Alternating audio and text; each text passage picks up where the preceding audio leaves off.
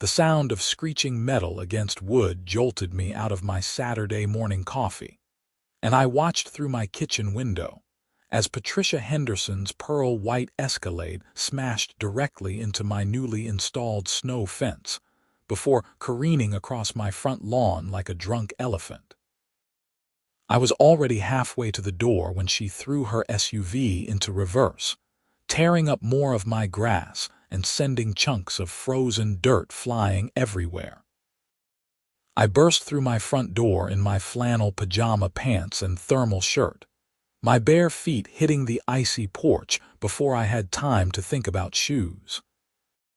Patricia was already climbing out of her vehicle, her perfectly styled blonde bob not moving an inch in the harsh January wind that whipped through our subdivision in Aurora, Colorado. She was wearing what looked like a business-casual outfit at 8:30 on a Saturday morning, complete with heels that had no business being worn in this weather. "What the hell just happened?" I called out, jogging across my front yard to inspect the damage. My snow fence, which I had spent an entire weekend installing just 2 weeks ago, was completely demolished on one side. 3 posts were snapped clean through, and the orange mesh fencing was torn and hanging like tattered flags. Patricia didn't even acknowledge my question. Instead, she marched across my yard with her phone held up, taking pictures of my fence from multiple angles. "This is exactly what I needed," she said, her voice dripping with satisfaction that made my blood pressure spike immediately. "What you needed? You just destroyed my property." I gestured at the wreckage, then at the deep tire tracks she'd carved into my lawn. "And my grass is going to be completely ruined when this thaws." She finally looked at me, her eyes cold and calculating behind her oversized designer sunglasses despite the overcast sky. "Your illegal fence destroyed my vehicle, Yuri. I'll be sending you the repair bill, and I'm documenting everything for the HOA violation report I'm filing on Monday." I stood there for a moment, genuinely wondering if I was still asleep and having some kind of nightmare. Illegal fence. It's a snow fence. It's temporary. And you hit it because you were driving on my lawn. I was making a perfectly legal turn when your obstruction caused me to lose control of my vehicle, Patricia said, her tone so matter-of-fact that she almost sounded convinced of her own lie. "This fence violates HOA Code Section 12.4, which clearly states that no temporary structures can be erected without prior board approval." I ran my hand through my hair, trying to process the absolute insanity of what I was hearing. "Patricia, you're the HOA president. I submitted the approval form 3 weeks ago. You approved it yourself." "I most certainly did not," she snapped, lowering her phone but keeping it ready like a weapon.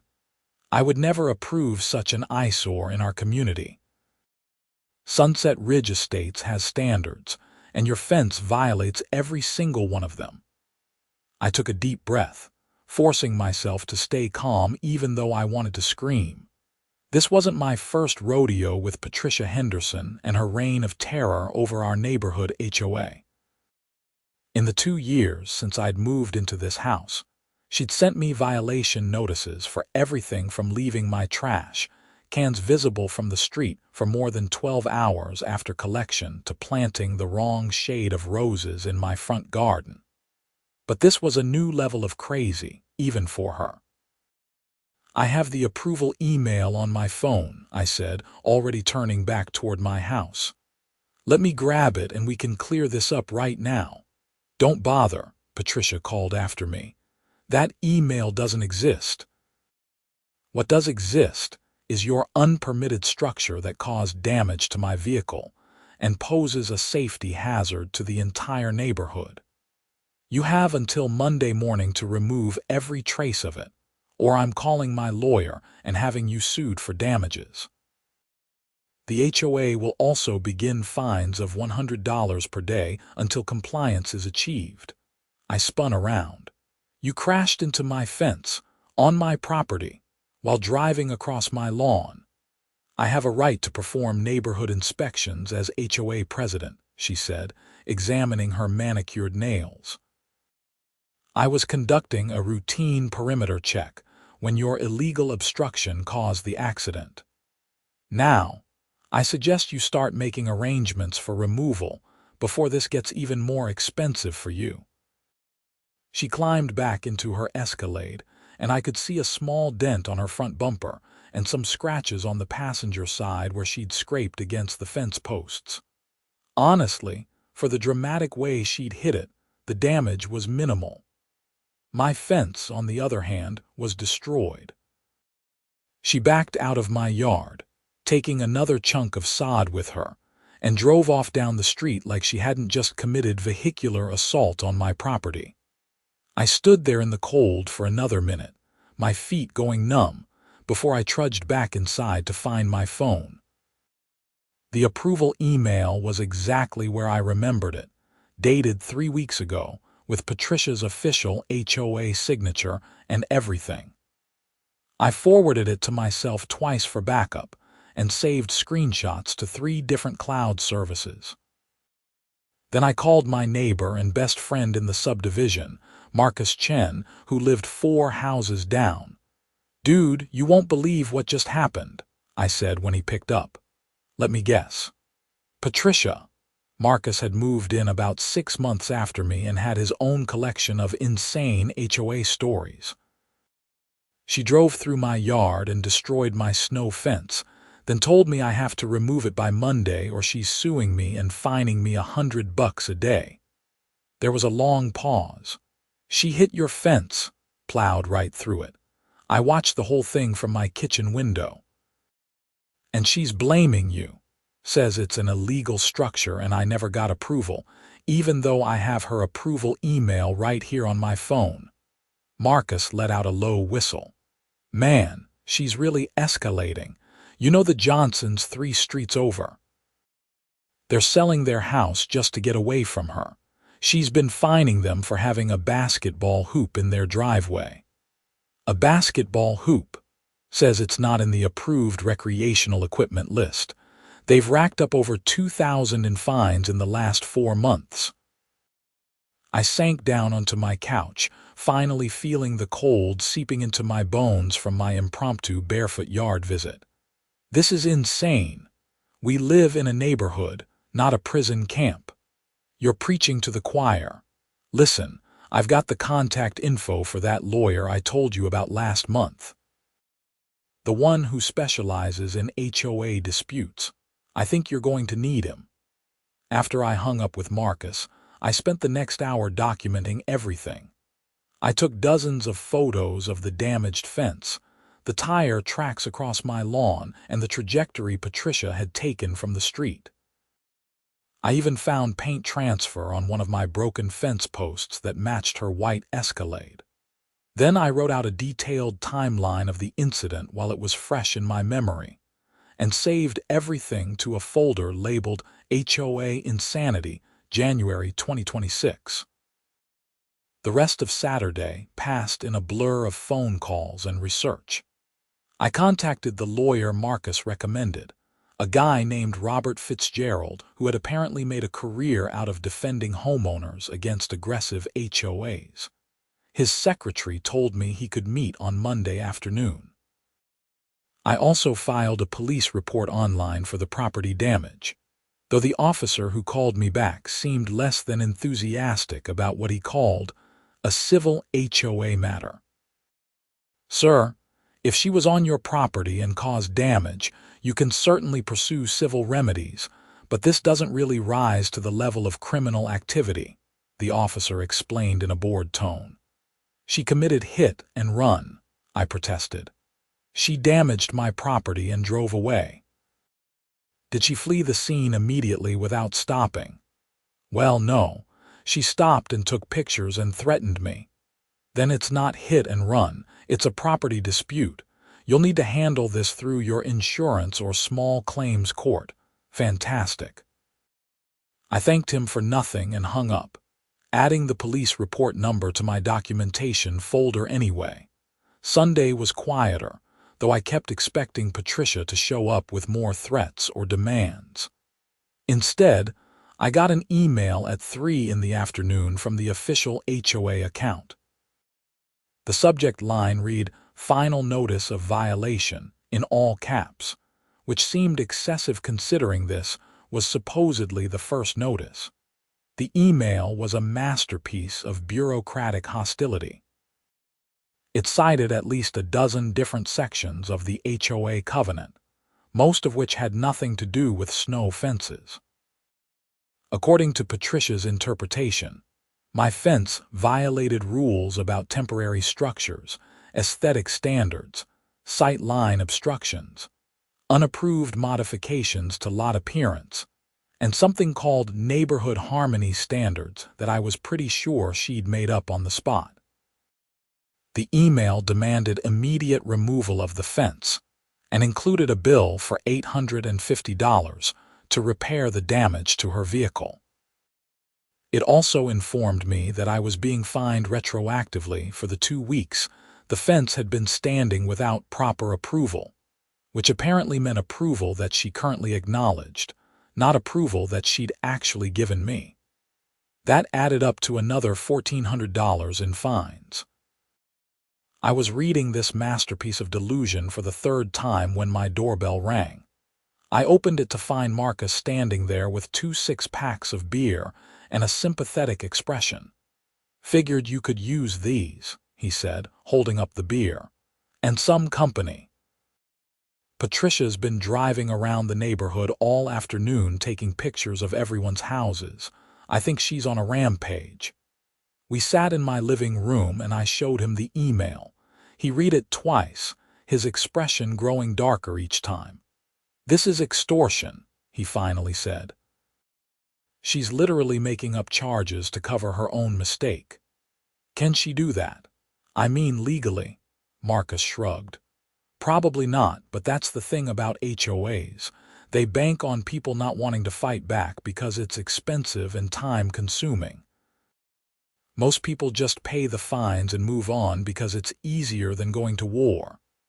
"Well, I'm not most people," I said, taking a long drink of my beer. "She destroyed my property and now she wants me to pay her. That's not happening." "Good, it's about time someone stood up to her. You know she tried to fine the Martinses for speaking Spanish too loudly in their own backyard." "You're kidding." "Wish I was. She said it violated some noise ordinance, but really she just didn't like that she couldn't understand what they were saying. They threatened to file a discrimination suit, and she backed off, but she's been looking for other ways to harass them ever since." We spent the rest of the evening trading HOA horror stories. Marcus told me about the time Patricia had insisted that everyone in the subdivision use the same specific brand and model of mailbox, at a cost of $300 each, because the existing mailboxes weren't uniform enough. She'd pushed through the vote at an emergency meeting that only 7 people attended out of the subdivision's 143 homes. I countered with the story of how she'd threatened to fine me $500 because my grass was a 1/4 inch taller than the allowed maximum during a week when I'd been out of town for a work conference. Never mind that we were in the middle of a wet spring and everyone's grass was growing like crazy. She'd apparently walked the entire neighborhood with a ruler. "The woman has way too much time on her hands," Marcus said, draining his second beer. "Doesn't she have a job?" "I think harassing the neighborhood is her job. Someone told me her husband is some kind of investment banker, makes a fortune, travels constantly, and basically pays her to stay out of his hair by letting her play dictator with the HOA. Living the dream," Marcus said sarcastically. Monday morning, I called into work and took a personal day. I wasn't about to let Patricia's deadline pass without being present to document whatever crazy thing she might do next. I spent the morning reinforcing what was left of my snow fence and installing a security camera pointed at my front yard. If Patricia came back, I wanted video evidence this time. At 10:30, right as I was finishing mounting the camera, a white panel van pulled up in front of my house. Two guys in work uniforms got out and started walking toward my yard with toolboxes. I met them at the edge of my property. "Can I help you?" I asked, already knowing this wasn't going to be good. The older of the two men, a guy with a weathered face and a tired expression, pulled out a work order. "We're here to remove the fence. HOA work order, all paid for." "Paid for by who?" "Says here it's coming out of your HOA dues. Property owner Yuri Iverson, that you?" "That's me, and nobody's removing anything from my property." The guy sighed like he'd been expecting this. "Look, man, I don't want any trouble. We just got the work order from the HOA president this morning. Says the fence is a violation and needs to be removed immediately." "The HOA president is the person who crashed into my fence and destroyed it," I said, keeping my voice level. "She's trying to cover up her own mistake by having it removed. I don't authorize any work on my property." The two workers exchanged glances. The younger one spoke up. "We can't go against an HOA work order. If we don't do the job, they'll just hire someone else and we'll lose the contract." "I understand that's not your fault, but you need to understand that if you touch anything on my property without my permission, that's trespassing and destruction of property. I will call the police and I will press charges." The older worker pulled out his phone and stepped away, presumably calling Patricia. I waited, arms crossed, while he had a heated conversation that I couldn't quite hear. He came back looking even more tired than before. "She says the HOA has the right to remove violations and that you were notified. She says if we don't do the work, she'll sue our company for breach of contract. And I'm telling you that if you do the work, I'll sue you for property damage and have you arrested for trespassing. Your choice, but I'd think carefully about which of us is more likely to actually follow through." Another long pause. Finally, the older guy nodded. "We're going to need to get clarification on this before we proceed. This kind of dispute isn't worth losing our business license over." He turned to his partner. "Come on, let's go." They packed up and left, and I immediately called Robert Fitzgerald's office. The secretary put me through right away when I explained that the HOA was trying to forcibly remove property from my land. "That's interesting," Fitzgerald said, and I could hear him typing in the background. "They can't legally remove property without either your consent or a court order, assuming the property isn't causing an immediate safety hazard. Is your snow fence causing an immediate safety hazard?" "It's keeping snow from drifting across my driveway. That's literally its entire purpose." "Then no, they can't touch it. If they try, call the police immediately. In the meantime, I want you to send me everything you have. The approval email, photos of the damage, the violation notices, all of it. I'm moving your appointment up to this afternoon if you can make it. 2 o'clock. I'll be there." I spent the next couple of hours compiling everything into a comprehensive file that I emailed to Fitzgerald's office. Then I made myself lunch and tried to do some work remotely, but I couldn't concentrate. Every few minutes, I found myself looking out the window, expecting Patricia or another crew to show up. At 1:30, I was getting ready to head to the lawyer's office when my doorbell rang again. This time it was a courier with a certified letter. I signed for it and opened it immediately, already knowing it wasn't going to be good news. It was a formal notice from Patricia's lawyer, a firm called Blackstone and Associates in downtown Denver. The letter demanded immediate removal of the unauthorized structure, payment of $950 for vehicle repairs, and payment of $2,800 in HOA fines.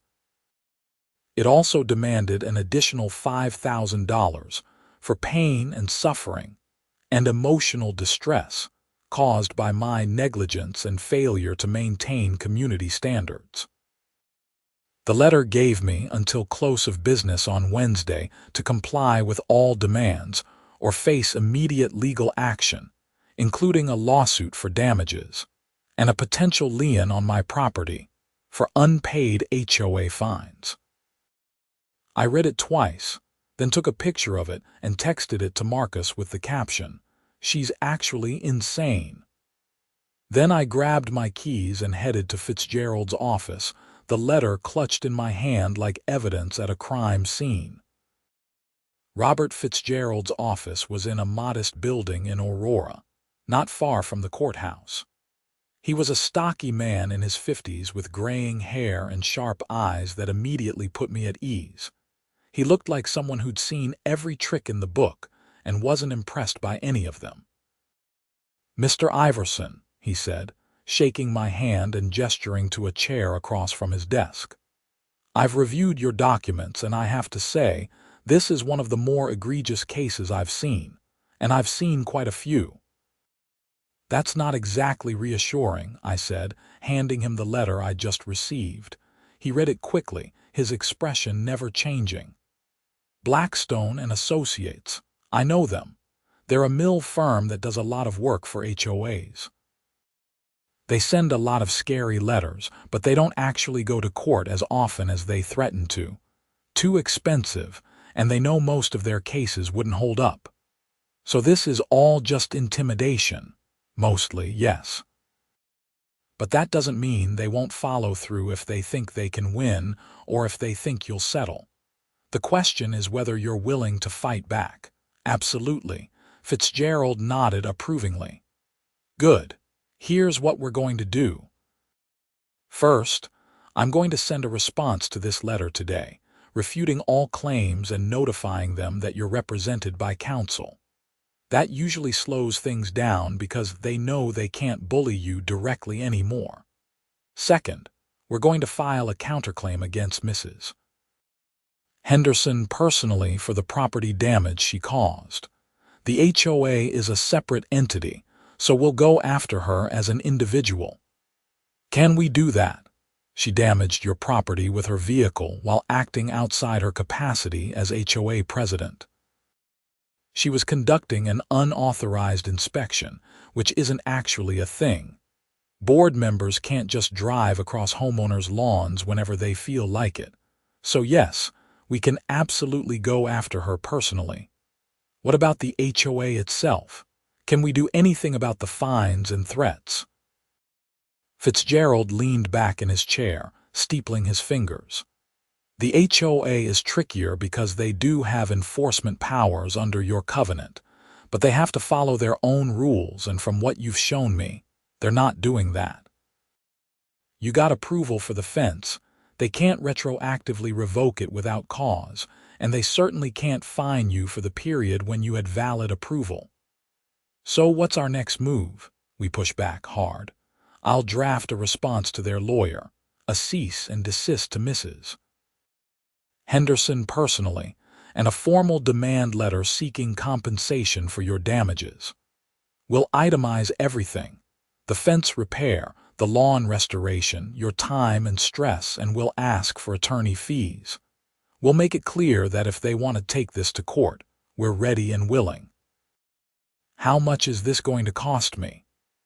"I work on contingency for cases like this," Fitzgerald said. "I take a percentage of any settlement or judgment we win, plus you pay court costs if we go to trial. But if we win, which I'm confident we will, the other side pays those costs." "You won't pay me anything unless we recover damages." That was better than I'd hoped. "Okay, let's do it." We spent the next hour going over every detail of the case.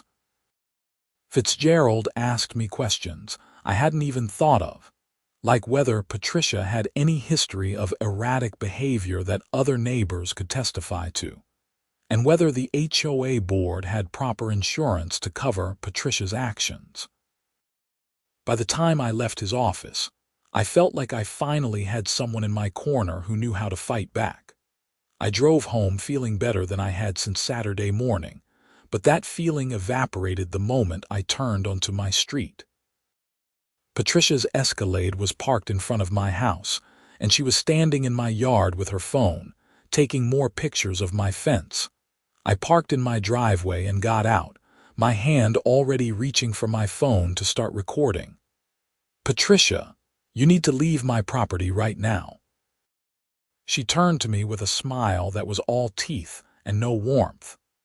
"I'm documenting the continued violation for my legal team. This is well within my rights as HOA president. No, it's trespassing, and if you don't leave immediately, I'm calling the police." "Go ahead," she said, still taking pictures. "While you're at it, you can explain to them why you're refusing to comply with HOA regulations and why you're in violation of multiple covenants." I called 911.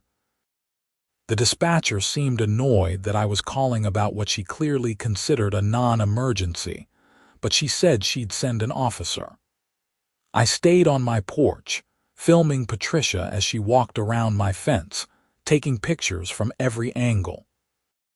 She even went up to the damaged sections and posed next to them like she was documenting a crime scene. It took 20 minutes for an officer to arrive, and by that time, a few of my neighbors had come out to watch the show. Officer Davis was a young guy who looked like he'd rather be anywhere else. He listened to my explanation, then walked over to talk to Patricia. I couldn't hear their conversation, but I could see Patricia gesturing animatedly, probably spinning some story about how I was the problem. Officer Davis walked back to me looking even more tired than when he'd arrived. "Sir, she says she's conducting official HOA business and that she has the right to inspect properties in the subdivision." "That's not true. Board members don't have the right to walk onto private property without permission. I've asked her to leave multiple times and she's refusing. She also says you have an unpermitted structure that's causing safety issues. It's a snow fence. It's temporary. And I have written approval from the HOA, which she gave me herself before she decided to run into it with her SUV and try to cover up her mistake." Officer Davis held up his hand. "Okay, I don't need to know the whole history. Here's the bottom line. If you want her off your property and she's refusing to leave, that's trespassing. I can ask her to leave and cite her if she refuses. But all this HOA stuff about approvals and violations, that's civil. I can't do anything about that. Just get her off my property. That's all I'm asking." He walked back to Patricia and spoke to her more firmly this time. I could see her expression change from smug to angry, but she finally walked back to her Escalade. Before she got in, she called out to me loud enough for everyone to hear. "You're going to regret this, Yuri. By the time I'm done with you, you'll wish you just followed the rules like everyone else." She drove off, and Officer Davis came back to give me a case number for the trespassing complaint. "Look, I don't know what's going on between you two, but my advice is to stay away from each other and let the lawyers handle it. These HOA disputes can get ugly, and we end up having to come out here a dozen times for nonsense. I'm not the one showing up at her house," I pointed out. "Just saying, keep it civil and keep your distance." He got back in his patrol car and left, and I was finally alone. Well, alone except for the neighbors who were still standing around watching. Marcus jogged over from his house. "Dude, that was intense. She really came back. Apparently, she can't help herself. My lawyer is going to love this, though. More evidence of harassment. Your lawyer. You hired someone. Meeting with him today. He's handling everything. We're going after her personally for the property damage and hitting back on all the HOA threats." Marcus grinned. "Man, I wish I could be there to see her face when she gets served. She's used to everyone just rolling over and taking it." The rest of Monday passed without incident, though I kept checking my security camera feed every few minutes.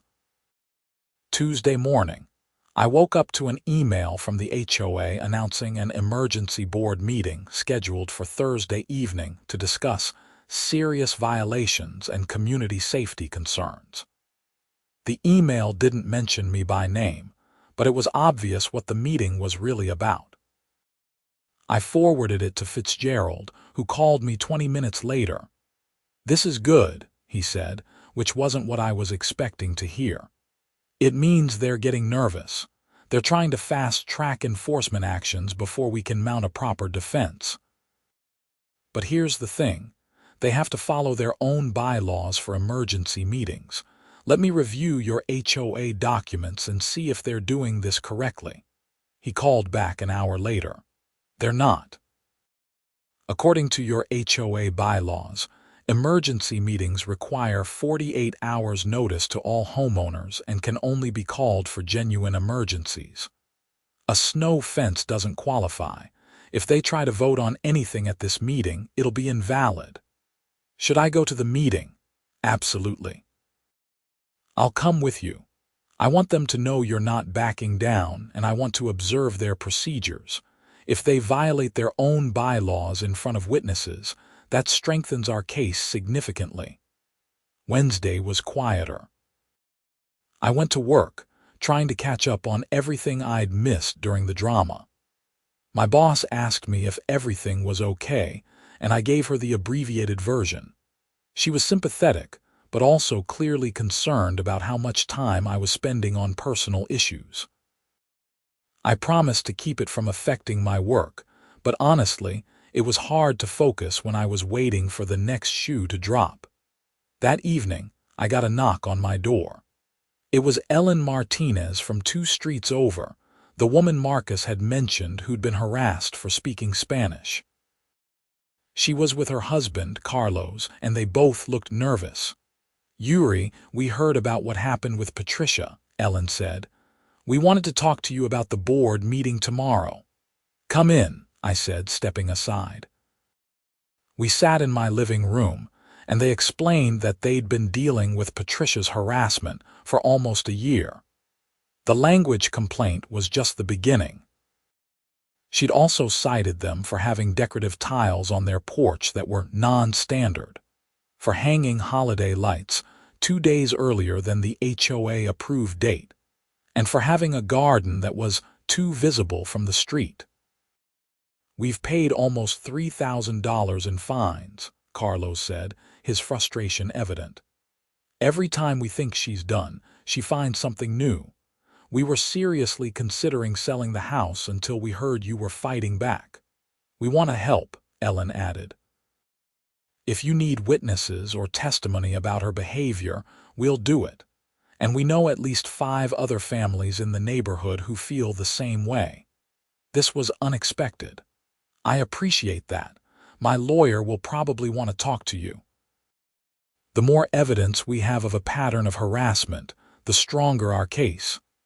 We exchanged contact information, and they left looking more hopeful than when they'd arrived. After they were gone, I called Fitzgerald and told him about the conversation. "That's excellent," he said. "A pattern of harassment shows that this isn't just a personal dispute between you and Mrs. Henderson. It shows that she's abusing her position as HOA president. That's going to be very useful if this goes to trial." Thursday arrived, and with it came a bizarre sense of anticipation. The board meeting was scheduled for 7 o'clock at the community clubhouse, a small building near the subdivision's entrance that was mostly used for HOA meetings and the occasional neighborhood event.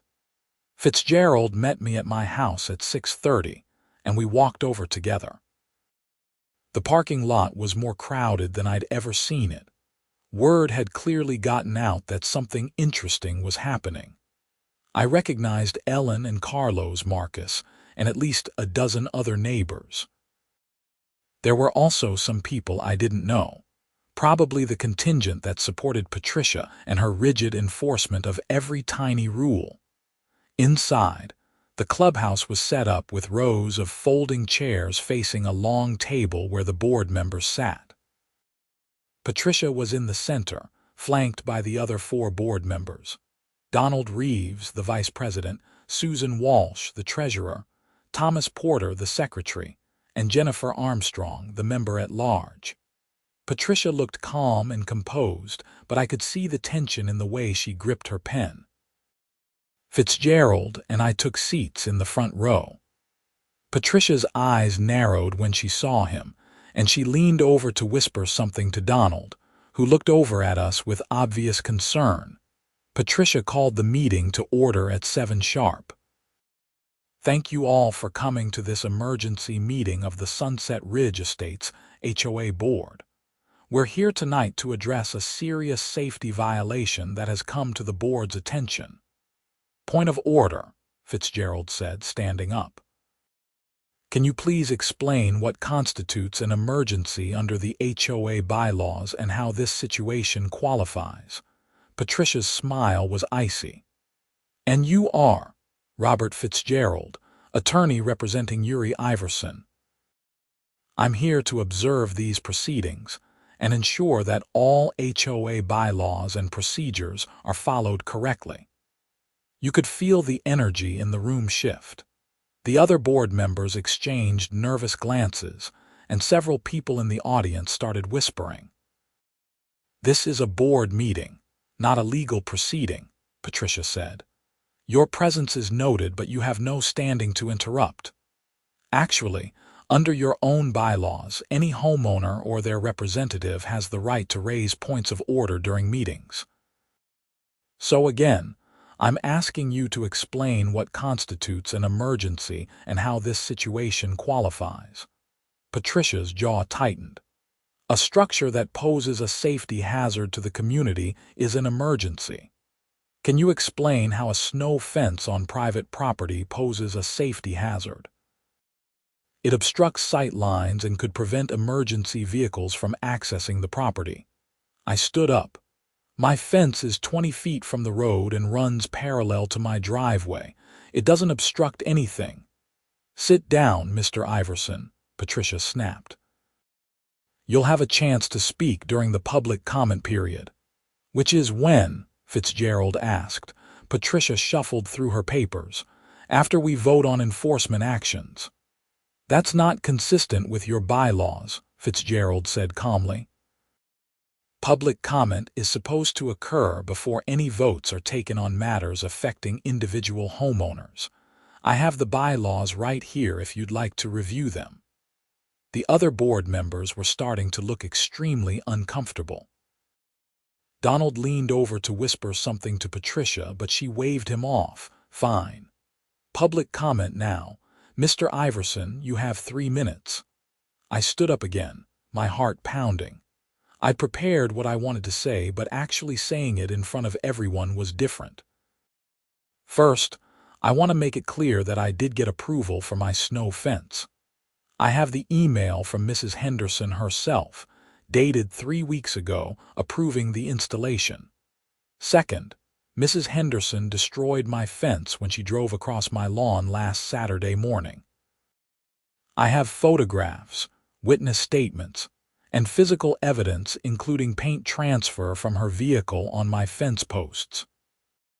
Third, instead of taking responsibility for the damage she caused, she's trying to intimidate me into removing the fence and paying her for damage to her vehicle that she caused herself. Several people in the audience started talking at once. Patricia banged her gavel. Order. Mr. Iverson, you're making false accusations. I have documentation for everything I just said, I replied, and I'm prepared to present it in court if necessary. What I want to know is why this board is allowing its president to abuse her position to cover up her own mistakes and harass homeowners who don't comply with her personal preferences. The room erupted. Ellen stood up. She's been harassing my family for a year. We've paid thousands in bogus fines.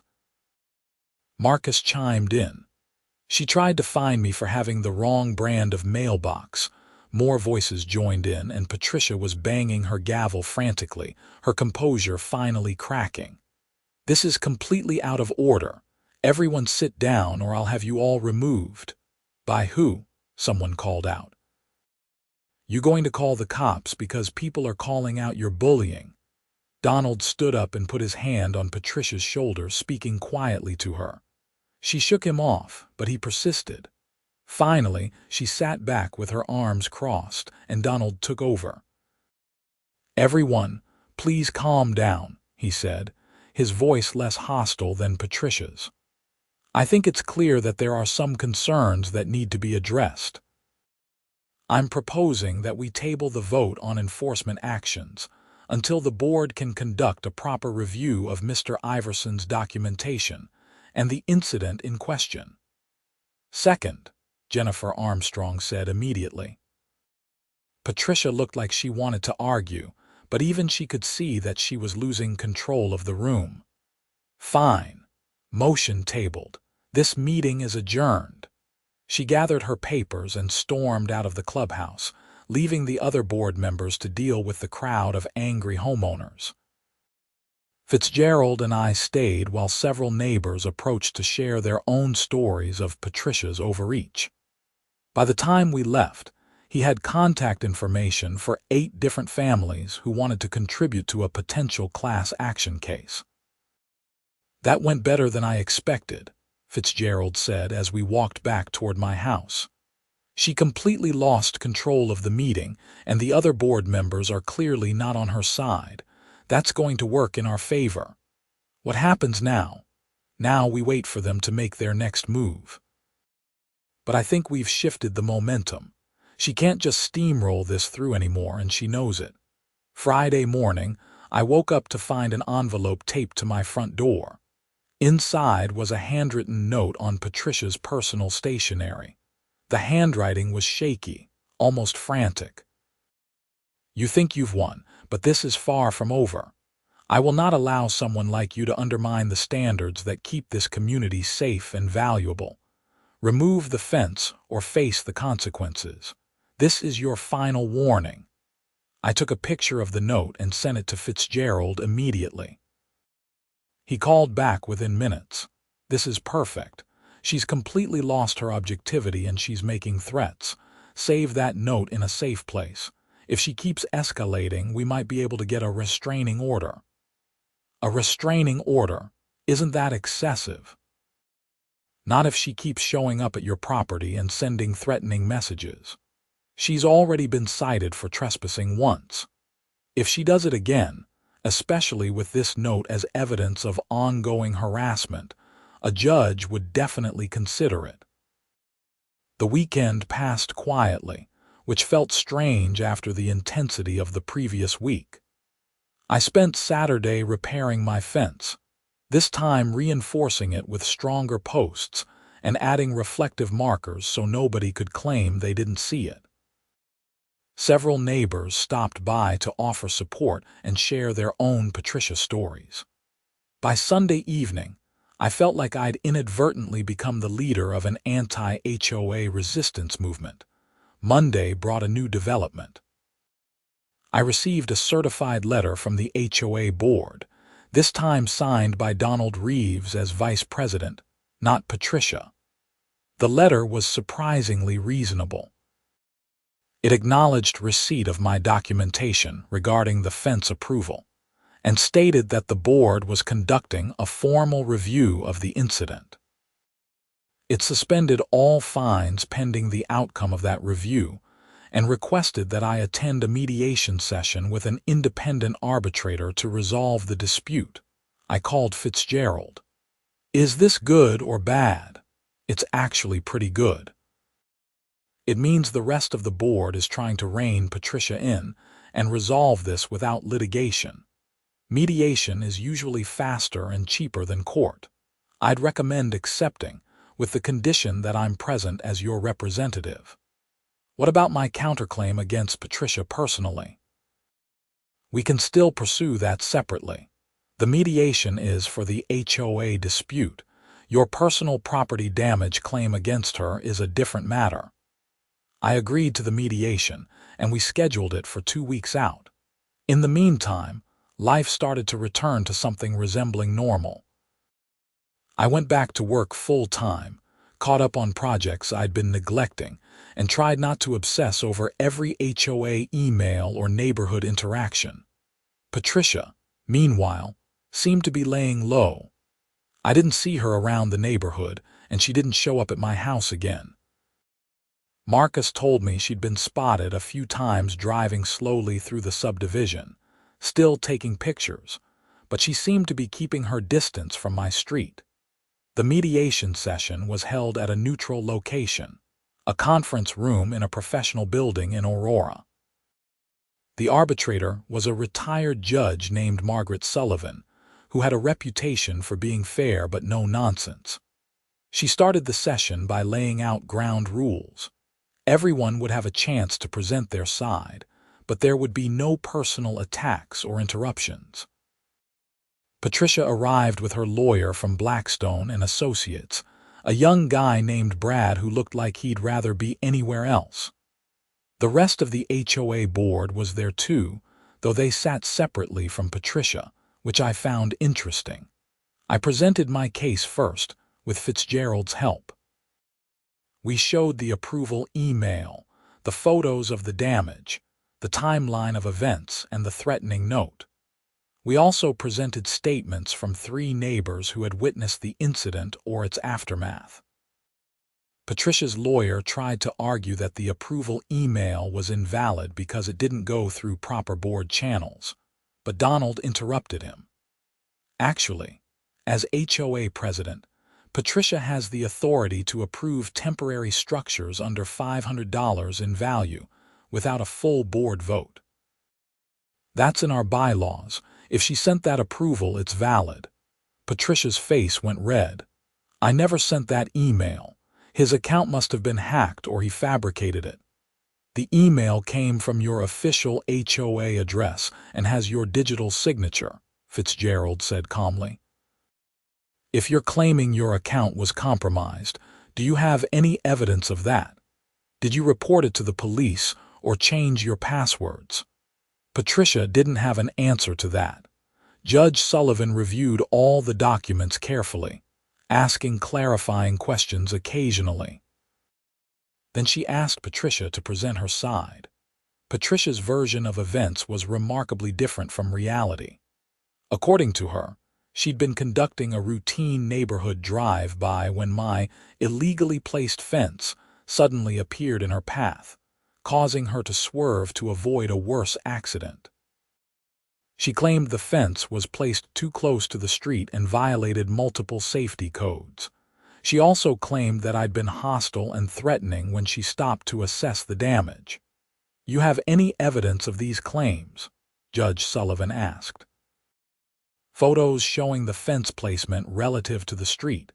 Recordings of Mr. Iverson's threatening behavior. Patricia produced photos of my fence, but they actually contradicted her claims. The fence was clearly far from the street and didn't obstruct anything. As for recordings of my behavior, she had none. I was too upset to think about recording, she said. He was very aggressive. I have a recording, I said, pulling out my phone. I started filming as soon as I realized what was happening. I played the video for everyone. It clearly showed Patricia on my property, refusing to leave and threatening me with legal action. It also showed that I remained calm throughout, never raising my voice or making any threatening gestures. Judge Sullivan watched the video twice, her expression neutral. Then she sat back and folded her hands. Based on the evidence presented, this is fairly straightforward. Mr. Iverson had proper approval for his fence. Mrs. Henderson caused damage to that fence through negligent operation of her vehicle. Her subsequent attempts to blame Mr. Iverson and leverage her HOA position to retaliate constitute an abuse of authority. My recommendation is that all HOA fines and demands against Mr. Iverson be dropped immediately. Additionally, Mrs. Henderson should personally compensate Mr. Iverson for damages to his property, including the fence repair and lawn restoration. Patricia stood up abruptly. This is absurd. I'm the victim here. He's the one who, Mrs. Henderson, please sit down, Judge Sullivan said firmly. I've heard your version of events, and it's not supported by the evidence. Now, this is mediation, so my recommendations aren't legally binding. You're all free to reject them and pursue litigation. But I'm telling you right now, based on what I've seen today, if this goes to court, Mr. Iverson is going to win, and the costs are going to be significantly higher for everyone involved. Brad, Patricia's lawyer, leaned over to whisper urgently to her. She shook her head repeatedly, but he kept talking. Finally, she sat back down, her arms crossed and her expression furious. Donald spoke up. On behalf of the HOA board, we accept Judge Sullivan's recommendations. All fines against Mr. Iverson are hereby dropped. We apologize for any inconvenience this situation has caused. And Mrs. Henderson, Judge Sullivan prompted. Patricia remained silent. Brad cleared his throat. My client needs time to consider the personal liability portion of the recommendations. She has 1 week, Judge Sullivan said. After that, Mr. Iverson is free to pursue civil action. I'll file my report with both parties. This mediation is concluded. We all filed out of the conference room. In the parking lot, Donald approached me while Patricia was still inside talking to her lawyer. Yuri, I want to apologize personally, he said. The board has been concerned about Patricia's behavior for a while now, but she's very good at keeping up appearances and following procedure just enough that it's hard to challenge her. This situation has been a wake-up call. We're going to be discussing leadership changes at the next board meeting. I appreciate that, I said. But honestly, it shouldn't have taken things getting this extreme. She's been harassing people for years. You're right, and we should have done something sooner. For what it's worth, several board members, including myself, are committed to making changes. We're looking at revising the covenant to add more checks and balances on the president's authority. It was something, at least. Fitzgerald and I drove back to my house, and he went over the next steps. If Patricia doesn't agree to compensate you within a week, we'll file in small claims court. It's a straightforward case and you'll almost certainly win. We'll ask for the repair costs plus attorney fees. What are the chances she actually pays voluntarily? Honestly, 50-50. People like her don't like admitting they're wrong, but her lawyer knows she'll lose in court, so he's probably advising her to settle. We'll see. The next few days were tense. I kept waiting for Patricia to show up or send another threatening message, but there was nothing. Marcus told me he'd seen her at her house, but she wasn't driving around the neighborhood anymore. The rumor mill was working overtime, with various neighbors reporting that she was planning to sue the HOA, or that she was resigning, or that she was having a complete breakdown. On day 6, I received a check in the mail from Patricia Henderson for $1,200, along with a brief note that said only for fence and lawn repairs. There was no apology, no acknowledgement of wrongdoing, just the check. I called Fitzgerald. She paid. Smart move on her part. Probably her lawyer convinced her that fighting this would cost more than settling. Are you satisfied with the amount? I'd estimated the repairs would cost around $1,000, so $1,200 was actually generous. Yeah, it covers everything. Good. Then cash the check and consider the matter settled. Unless she does something else, we're done. I deposited the check that afternoon, feeling a strange mix of relief and anticlimatoin.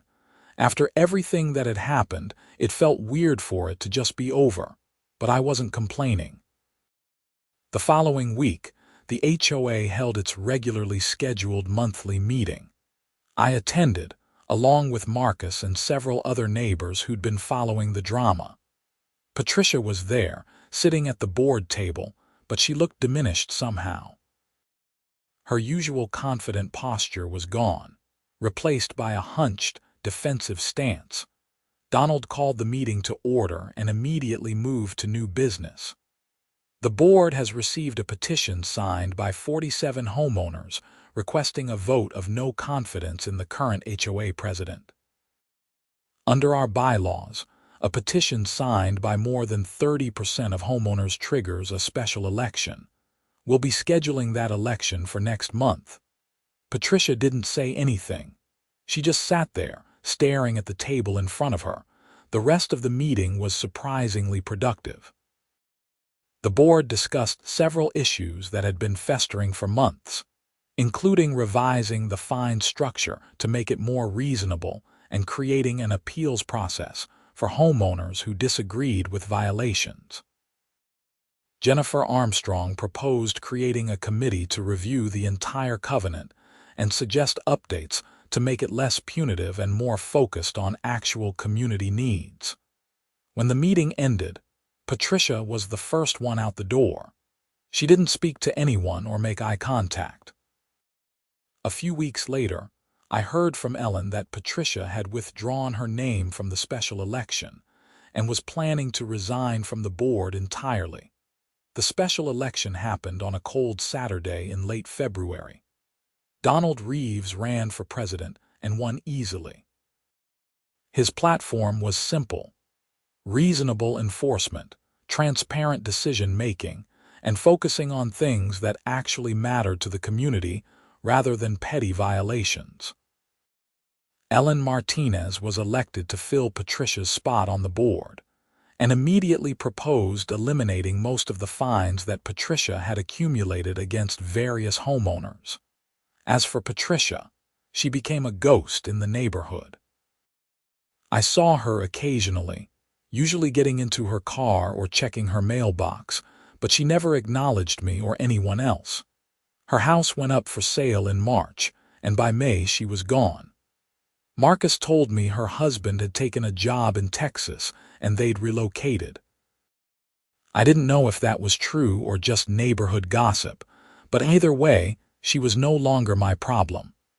My snow fence stayed up for the rest of the winter, doing exactly what it was supposed to do, keeping snow from drifting across my driveway. In the spring, I took it down and stored it in my garage for next year. Nobody sent me any violation notices. Life in Sunset Ridge Estates improved dramatically under the new board leadership. Donald and the others focused on actual community improvements rather than nitpicky enforcement. They organized neighborhood events, set up a community garden, and even negotiated lower fees for subdivision services.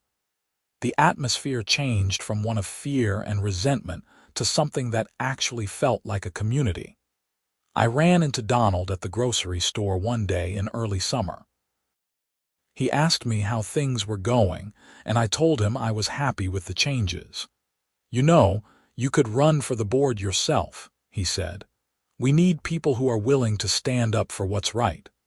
I considered it for about half a second before shaking my head. I appreciate the thought, but I've had enough HOA drama to last me a lifetime. I'm happy to vote and participate in meetings, but I'll leave the leadership to people like you who actually have the patience for it. He laughed.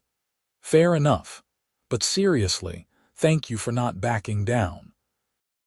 If you just caved to Patricia's demands like most people did, she'd still be running this place like her personal fiefdom. You standing up to her gave everyone else permission to do the same. I hadn't thought about it that way, but he was probably right. Sometimes all it takes is one person refusing to be bullied for everyone else to find their courage. My fence incident became something of a neighborhood legend. New residents would hear the story and seek me out to verify the details. I usually downplayed it, not wanting to be known as that guy who fought the HOA. But people seemed to appreciate having someone who'd proven that you could push back against unreasonable authority and win. The security camera I'd installed during the drama stayed up, and I was glad it did. Not because of Patricia, but because it captured some genuinely funny moments, like the time a deer wandered into my yard and had a staring contest with my neighbor's cat, or when a package thief tried to steal a delivery only to discover it was a 40-pound bag of dog food and gave up halfway down the street. Fitzgerald and I stayed in touch. He'd send me occasional updates about other HOA cases he was handling, usually with a note like, "Thought you'd appreciate this one," followed by a story that made my situation look tame by comparison. There was the HOA that tried to ban children from playing outside during daylight hours because it was too noisy. The HOA that attempted to fine a homeowner for having cancer because his medical treatments left him too weak to maintain his lawn to their standards. The one that tried to foreclose on a house because the mailbox was 3 inches shorter than regulations specified. Every story reminded me how lucky I was that my situation had resolved relatively quickly and without major legal expenses, and how important it was to have people in leadership positions who saw homeowners as neighbors rather than subjects to be controlled. By the following winter, when I put my snow fence back up without incident, it felt like a small victory. A reminder that standing up for yourself matters, even in something as seemingly trivial as a fence dispute, because it was never really about the fence. It was about refusing to let someone abuse power just because they could. I kept the threatening note Patricia had left on my door, tucked away in a file folder labeled HOA Insanity. Every once in a while, when I needed a reminder of how far things had come, I'd pull it out and read her shaky handwriting threatening consequences if I didn't comply. Then I'd look out my window at my fence, standing exactly where it was supposed to be, doing exactly what it was supposed to do. Sometimes the best revenge is simply living well and not letting bullies win.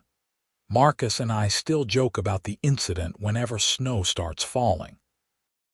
He'll text me things like, "Better check your fence for incoming escalades," or "Patricia's ghost is haunting the neighborhood again. Better hide your mailboxes." It's become our shorthand for dealing with any kind of petty authority figure or unreasonable demand. The Martinses became good friends after everything settled down. Carlos is a software engineer like me, and we started carpooling to work occasionally. Ellen is a teacher, and she organized a neighborhood book club that meets monthly. They never had to deal with bogus fines again, and they told me they felt like they could finally relax in their own home. Other positive changes rippled through the community. The board revised the covenant to eliminate most of the cosmetic requirements that had no real impact on property values or safety. Homeowners could choose their own mailboxes as long as they met basic size and safety standards. The approved paint color list expanded from 8 shades of beige to basically anything that wasn't fluorescent. The rules about lawn height became reasonable. Keep it maintained, but nobody was going to measure it with a ruler. The community fund, which Patricia had been hoarding for emergencies, was actually used for community improvements. They repaved the streets, updated the playground equipment, and installed better lighting at the entrance. Property values actually increased after Patricia left, which kind of proved that her iron-fisted approach had been counterproductive all along.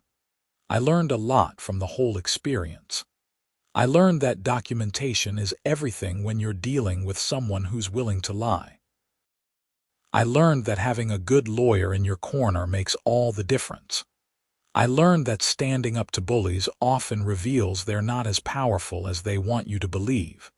And I learned that most people are decent and will support you if you give them the chance. But maybe the most important thing I learned was that communities work best when they're actually communities, not collections of people living in fear of arbitrary rules and punishment. When people feel safe and valued, they take better care of their properties and look out for each other. When they're constantly worried about fines and violations, they become resentful and isolated. The snow fence, that simple temporary structure that started all of this, became a symbol of something bigger. It represented the right to make reasonable decisions about your own property. The right to not live in fear of retaliation for standing up for yourself. The right to expect leaders who serve the community rather than ruling it. Every winter when I install it, I think about Patricia driving across my lawn, so convinced of her own righteousness that she couldn't see how far over the line she'd gone. I think about all the homeowners who'd paid thousands in unjust fines because they didn't know they could fight back. I think about how close I came to just taking the fence down and paying her off, just to make the problem go away. And I'm grateful I didn't, because some battles are worth fighting, even when they seem small or petty on the surface, even when it would be easier to just comply and move on. Sometimes you have to stand your ground, not just for yourself, but for everyone else who's being treated unfairly but doesn't have the resources or the courage to fight back. The snow fence is still doing its job, keeping my driveway clear and safe. But it's also doing another job, one I never intended when I first installed it. It's reminding me and everyone else who knows the story that we don't have to accept abuse from people in authority, that we have rights and options, that documentation and persistence and refusing to be intimidated can actually work. Donald served as HOA president for 2 years before deciding not to run again. By then, the culture had changed so much that it didn't really matter who was in charge. The rules were reasonable, the enforcement was fair, and the board actually listened to homeowners. His successor, a retired accountant named Patricia, ironically enough, continued the same approach. This Patricia was nothing like the previous one, though, thankfully maintaining the positive momentum. I still live in the same house in Sunset Ridge Estates. My fence goes up every November and comes down every April. I've had 0 HOA violations since the incident, and I actually enjoy living here now. The neighborhood feels friendly and welcoming in a way it never did when Patricia was running things. Sometimes I wonder what happened to her in Texas. Whether she found another HOA to terrorize, or whether losing her position here taught her something about the cost of treating people badly. I hope it's the latter, but I'm not counting on it. Some people never learn, but that's not my problem anymore. My problem, such as it is remembering to take down my fence in the spring so it doesn't get damaged by summer storms, and making sure I wave to my neighbors when I see them. And maybe attending a board meeting once in a while to make sure things stay on track. Small problems. Normal problems. The kind of problems you should have in a neighborhood, rather than wondering if you're going to come home to another violation notice or threat of legal action. The snow fence stands as my personal monument to not backing down. Every winter when I see it doing its job, keeping the snow where it's supposed to be and my driveway accessible, I feel a small sense of satisfaction. Not just because it's functional, but because it represents something bigger. It represents the idea that your home should be your sanctuary, not a source of constant stress and conflict. And if I can help it, that's exactly what mine will continue to be. A place where I can put up a snow fence if I need one, paint my house a color I like, and live my life without fear of arbitrary punishment from petty tyrants. That's all anyone really wants from their HOA, and it's what everyone deserves. The fence stays up.